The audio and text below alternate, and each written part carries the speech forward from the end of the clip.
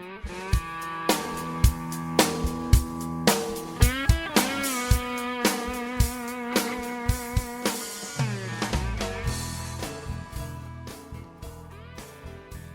hello, friends. Welcome once again to the Here We Are podcast. Some weeks back, I offered a couple hymns. I think I was sitting at the piano that time, and mentioned that from time to time I'd like to drop in with a hymn, one of my favorite old songs. I thought I'd do that again this week. One of my favorites, in fact, one of the first Christian songs that I ever sang was What a Friend We Have in Jesus. Learned that growing up in the church, even though I wasn't a Christian. They sang it often. In fact, I'm pretty sure my mom and dad sang that song as a duet in church. This is actually my dad's guitar. It's an old harmony guitar, probably 1940s vintage.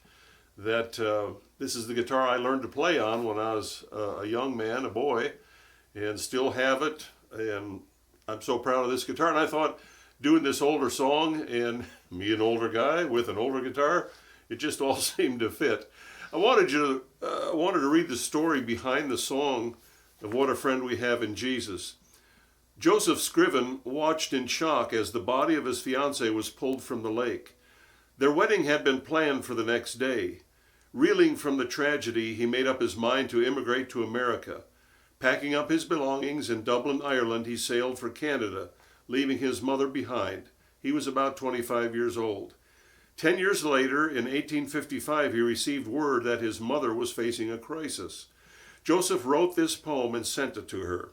Mrs. Scriven evidently gave a copy to a friend who had it published anonymously, and it quickly became a popular hymn, though no one knew who had written it.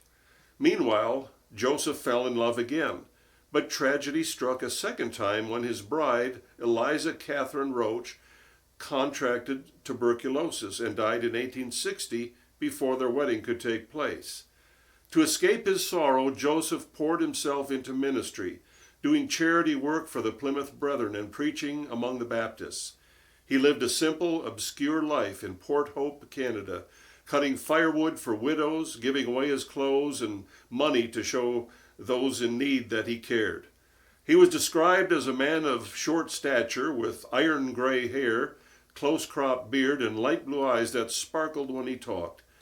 Ira Sankey later wrote, "Until a short time before his death, it was not known that he had a poetic gift. A neighbor sitting up with him in his illness happened upon a manuscript copy of What a Friend We Have in Jesus. Reading it with great delight and questioning Mr. Scriven about it, he said that he had composed it for his mother, to comfort her in a time of special sorrow, not intending that anyone else should see it. Sometime later, when another Port Hope neighbor asked him if it was true he composed the hymn, his reply was, 'The Lord and I did it between us.'" On October 10th, 1896, Joseph became critically ill. In his delirium, he rose from his bed and staggered outdoors, where he fell into a small creek and drowned at age 66. His grave was arranged so that his feet were opposite those of his lost love, Eliza Catherine Roche, that at the resurrection they might arise facing one another. Isn't that a wonderful story? I love the stories behind the hymns. If you don't have these books, I'm going to give a commercial here. I didn't write them. Then Sings My Soul, Robert Morgan.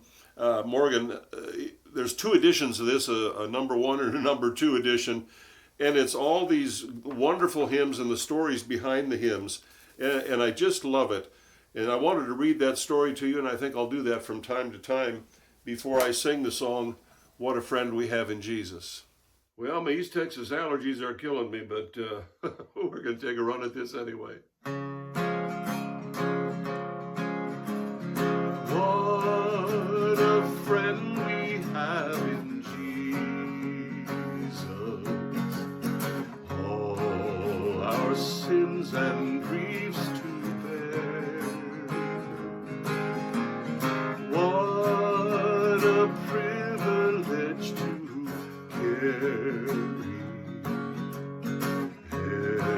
everything to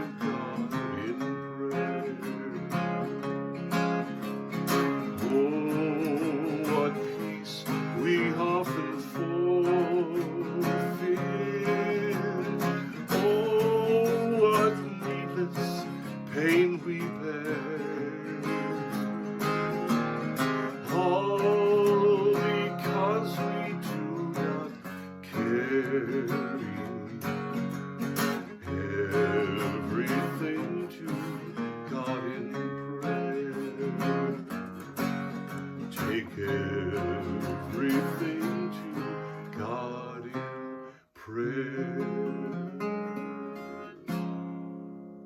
What a friend we have in Jesus.